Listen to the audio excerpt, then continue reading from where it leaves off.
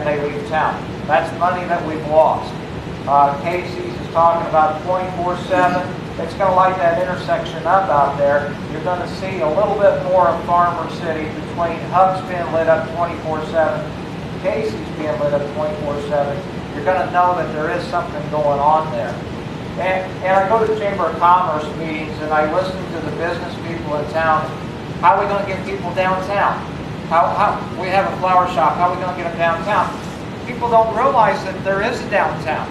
They think that you pull up to the four-way intersection and that's the city of Farmer City. They don't realize that that highway curves on around and comes on downtown. If you get a business there and they see that there's another point of that intersection, we've got that lit up, come on around. You know, we need to keep guiding them downtown. So that's part of the mentality of my idea. I'll take the heat for it. It's my idea. That particular plot of land, that particular 5 acres, I think it's a hot spot. The four-way intersection is what we need to work in this town, get it lit up, get businesses out there. That's why it is proposed to go there. Do you have any more speakers? Susan McQuaid.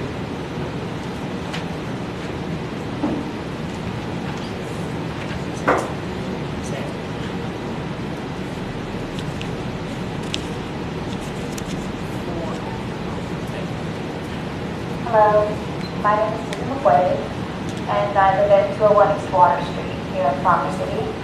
I'm not from Farmer City originally, but I feel that it is my town, and I raised my children here. I first wanted to address Lynn's situation. I wanted to remind the council, in case they're not familiar, with promises that Mr. Schwartz has made before to this community and to the council members in charge at the time. When I moved into the community in the beginning of the 1990s, he was trying to purchase the old Franklin Grade School. And he made a promise to the council members and to the community that he would tear down the school, subdivide the block, and put in housing. All he did was tear down part of the school and leave the gym for storage. If you're unsure of the facts, you can check the Farmer City Journal. The records are kept at the Historical Society on Main Street. There were several articles written at the time that will verify this information. So in regard to Lynn's situation, I think any promises made about a driveway or an easement need to be in writing in Lynn's favor before the council approves the closure of the streets for Mr. Schwartz. Because my fear is that the best predictor of future behavior is past behavior. And I'm afraid that he'll say whatever he thinks you want to hear to get what he wants. And then once he has what he wants, he won't do what he said. Now let me be clear. I don't know Mr. Schwartz. I've never met him. I don't even know what he looks like. I see when I walk my dog around town what a beautiful job he does with his property. I think everybody in Farmer City is in agreement that everything he does looks so nice. But I really came today to talk about my concerns for the future of Farmer City because I know that Josh Hahn is on the council and he's raising his children here, which would be at least third generation for sure, I don't know. And I'd like to think that there will still be a viable Farmer City if any of my children want to raise their children here. And I'm afraid of what Mr. Schwartz is doing to our community. I agree with Michelle that he is a private citizen, and to a certain extent he has a right to do whatever he wants with his property. However, I own property in Champaign, and the reality is that the governing body has a right to tell private owners of land what they can or cannot do with the land. The compound, as it's called, I believe was probably zoned single-family dwelling, if there is zoning. When he connected the buildings, he then made it multi-family. Now, if there's not a city ordinance about that, there's got to be a state or a county zoning ordinance dictating that he shouldn't have been allowed to do that. And the city has the right to say that's not in our best interest.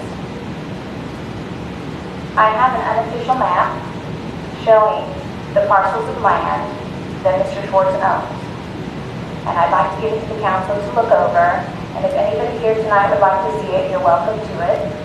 It's unofficial because there may or may not be some mistakes involved. I didn't do the map. Further information could probably be discerned at the county level to make sure that this is accurate. I went to Michelle Monahan at the time that she was on the board when the apartment building got knocked down over across from the church because I was alarmed. Because the apartment building, although dated, probably built around 1960s based on the way the building looked to be in pretty decent physical condition. It wasn't torn. I believe it was invested in termite, wasn't it? It was brick. I believe there was actually. Again, I didn't expect, my understanding was it was invested in termite. Okay, I don't know, but I stopped Michelle out in the community and said, I'm alarmed because here's a multi-family building that got knocked down and trees were planted instead. Let me pass this map to you so you can look at it while I finish my discussion. It's time. Do you have a closing statement or a closing question? I just wanted to say in regard, I just wanted to say in regard to the closing of the streets. I understand it's a hard decision, and ultimately development needs to occur for Farmer City, and this is an educated gamble on the council's part. But I'm afraid of the precedent that it's setting for Mr. Schwartz. And what will happen is he continues to buy up more properties and then tear down existing structures. We lose tax dollars.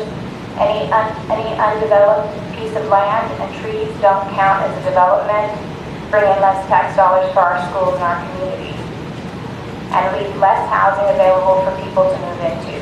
Thank you, ma'am.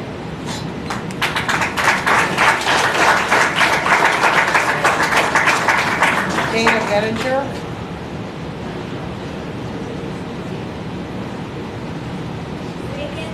Dana Bettinger.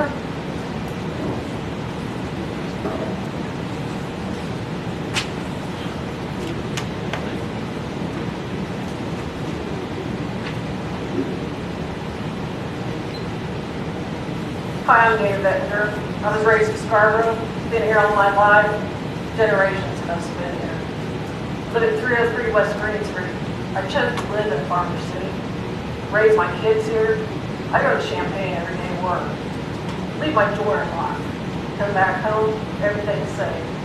Go to work today, even after what happened this weekend. They said, "Are you worried?"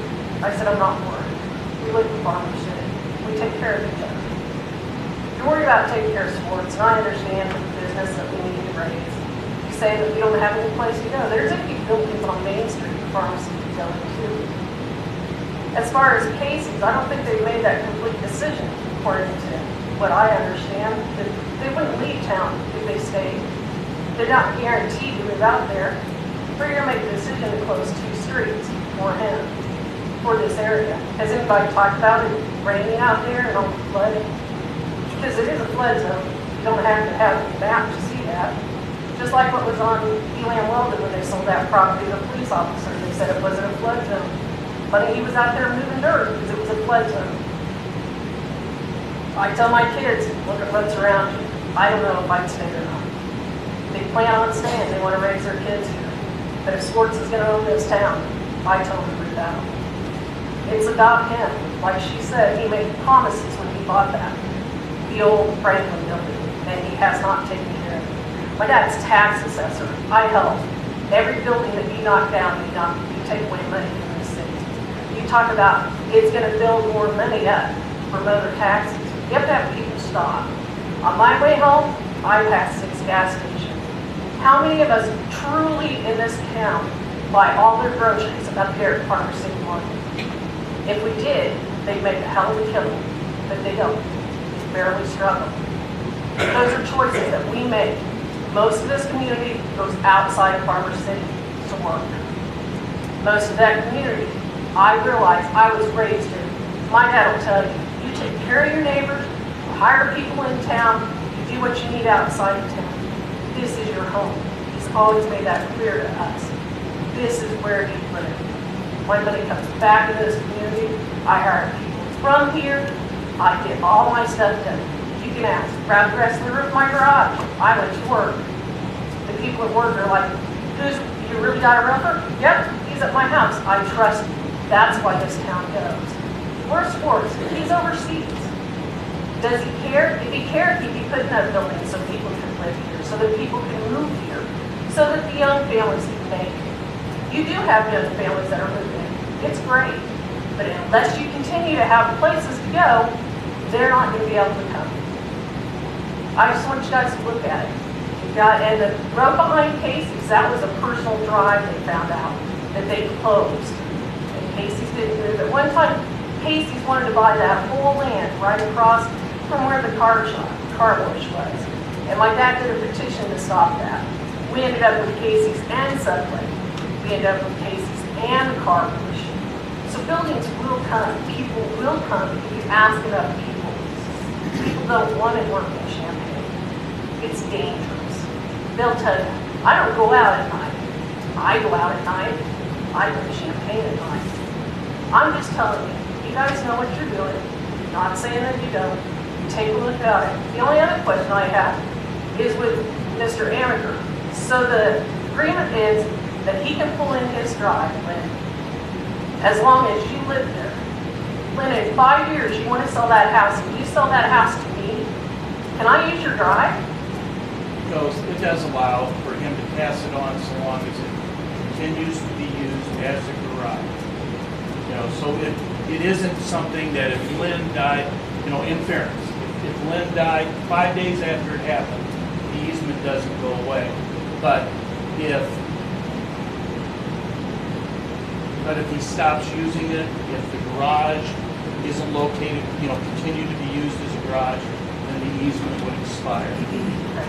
But what's been offered by Mr. Schwartz is an easement that's 20 feet wide, immediately adjacent to the property line. So that brings it in probably about, its outside edge is probably 15 feet inside from the center line of the roadway. And then it goes essentially from the edge of this current driveway south to Waters. Just wanted to make sure. I just want you guys to look at it. Look at what he's done. Thank you very much.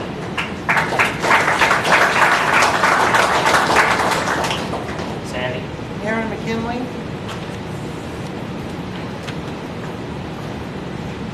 Hello, my name is Erin Finley.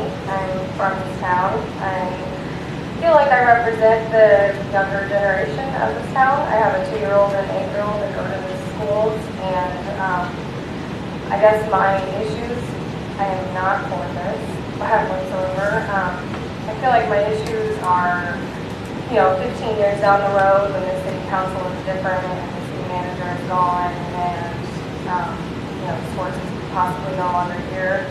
And I just want to also throw out that I have no issues with Mr. Schwartz or Casey's. I'm not against him or Casey's getting a new building whatsoever. If we close the streets, he's gonna obviously plant grass and make it just a closed area. And once he dies, he has no children. He has nobody to take anything over. And I feel like I've heard rumors that farmland money would be used to pay for the upkeep of the grounds, which, I feel like it's a little bit of a travesty that we would never have the option to ever build houses there again, to bring children into our school district and bring families into our town and help our town grow. I mean, there is a major chunk of Farmer City that we are talking about if this happens. And if later down the road we decide as a town that this is not for us, that we want our town to not be divided in the center of it, then we have to spend all the money to re-put the roads back in and do everything all over again. And I just feel like There's a lot of things that have been talked about with this, and maybe not a lot of facts necessarily, because for Lynn's lawyer to come in here and say that you guys had no idea, that seems like there's facts not completely in order, and that's a problem. If you guys have known about this since 2011, I mean, it's 2013. So 2 years, you should know about that. I feel like everybody on this council, excluding my dad, who is new to the council. And also, you know, I would like to say that our business has been a part of this town for a very long time. And we also bring in sales tax to this town. And I, for one, have never met you, Mr. Mayor, come to our office. I am in it every single day. I work there. The city manager has never visited me into our office. Never asked if we, you know, had any ideas of ever expanding. And we have. And no one has ever approached us. We could add more employees. We could do bigger things. But, you know, the city has never shown any interest in helping the businesses that already exist in this town. We're so hell-bent on helping Casey's expand, but none of you have ever come to ask the current businesses, you know, is there anything that, you know, that you think we could do to help you expand, or just to ask any questions, really, in general.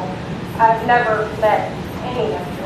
And I work in that office every single day, so that to me is an issue. You know, there's a Freedom gas station that is sitting vacant and has been sitting vacant for years. And there's no pharmacy that wants to go into there. You know, we had pharmacies uptown in Farmer City, and that building's empty, has been empty for a long time, and all I ever see is cats in the window. So, you know, none of these businesses are being filled, but there's all these promises of things that, oh, are gonna come. If Casey's comes, all this is gonna come. There's no guarantee of that, and I feel like we're kind of being duped a little bit for the benefit of Mr. Sports getting what he wants, and you guys saying, oh, well, this Casey's is going to change our town. Well, I've been to, you know, Hayward has a newer Casey's, like the one we would probably be getting. And when I went in there just the other day, and there were baseball games going on, it was busy, and there was 2 employees. One working in the pizza department, and one working the register. I didn't see 8 employees. You know, I just am not 100% certain that I believe that Casey's is going to add this enormous amount of jobs to our community. You know, they might bring in more fuel tax or whatever, but, you know, to say that the sales tax dollars are going to raise, they are, but they could in other ways too. You could have businesses that have been here and have helped this community, like McKinley Water. We have done several things in the community. Donate money. We are always the supporters of the school, of the athletics, of everything we can to try to keep this town going. I think what this town is lacking is camaraderie, and the fact that we feel like we get lied to by the people that are supposed to be the ones that we go to. And maybe that is why people don't want to come up here tonight and speak, because you guys have known about this since 2011. And what exactly was the final straw to make this come out into the public? You know, what? Okay, I'm finished. What is the final? I just want to know what was it that actually, that you decided at that moment, I'm going to tell everybody, you know, because it's been known for 2 years. Let's see, Lynn Oliver was one of them. I remember that we wanted to, We don't compel to bring Mr. Omiker in, start letting him, there was some. So Mr. Albuquerque was told about this at the same time we were, like, No, he was told about it. in 2011? No, I don't know what year, I don't know. Can we ask him? Do you know when you were told about it? It was around February. That this year? February, yeah. No, but hold on a second. We entered into a conversation. It has been back and forth. Is it going to be 1 acre? Is it going to be 3 acres? Is it going to be 5 acres? Do we have somebody here? Do we have not somebody in there? And up until the time that we even came out to say it, well, I believe we thought the deal was dead a week before we came out, and to come out and say we've got this, and oh, by the way, it's not going to come to fruition. So, again, I'll take full responsibility for that. That's absolutely my fault. I can't address that anymore. Okay, all right, thank All you. right, thank you, ma'am.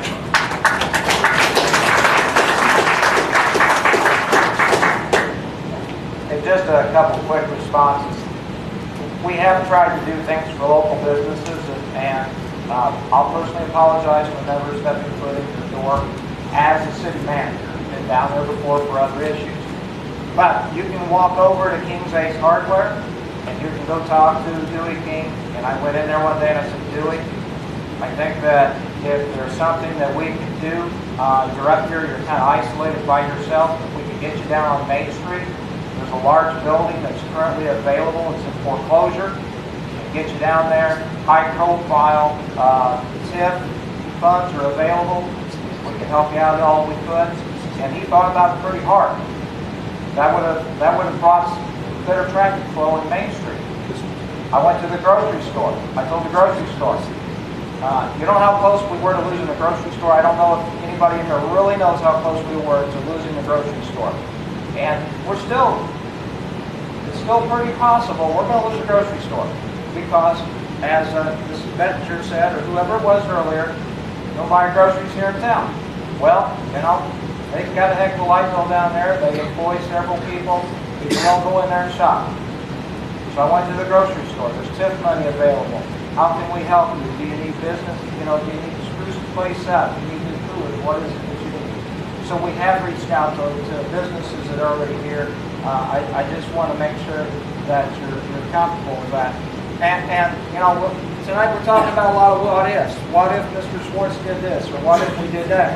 And what if we don't do anything? You know, I hope we don't shoot ourselves in the foot if we don't do anything. There's another what if.